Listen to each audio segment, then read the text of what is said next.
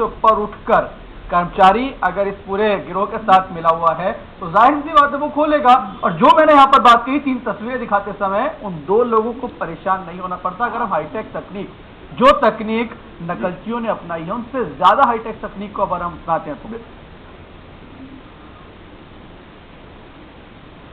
बिल्कुल बिल्कुल अपनानी चाहिए। आरपीएससी हमेशा अपने दिल और दिमाग को खुला रखती है और जो भी तकनीक, जो एडवांस टेक्नोलॉजी बढ़ती है उसको कैसे रोका जाए। शिवपाल जी दिमाग का तो नहीं पता लेकिन दिल को खुला रखती है, नकलचियों को खुला न्योता दिया जाता है। सुनील जी क्या कुछ कहेंगे?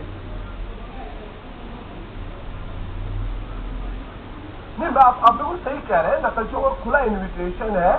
और जिस दिन ये हुआ है, आप देखिए कि एक बेचारी एक लेडी जो डिलीवरी वाले लेबर पेन से ग्रसित है, वो आपके एग्जाम देने आ रही है, एक विश्वास के ऊपर आ रही है। देखिए एक लॉ के अंदर एक शब्द है फिड्यूशियरी रिलेशन, एक विश्वास आपसी संबंध। सरकार का संबंध एक आम आदमी से विश्वासघाती संबंध होता है और इतना बड़ा ब्रीच ऑफ ट्रस्ट अगर आप करवा देते हैं।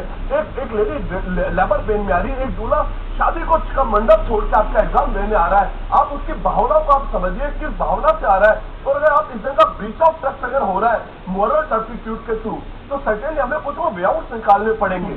मैं आपको जो बता रहा था कि अगर आपका रिसोर्सेज नहीं है, जैसा कि शिवपाल जी कह रहे हैं, तो इसमें कोई बहुत बड़ी कॉम्प्लिकेटेड सिचुएशन नहीं है। आप 10 दिन में एग्जाम करवा सकते हैं, आप 15 दिन में एग्जाम करवा सकते हैं।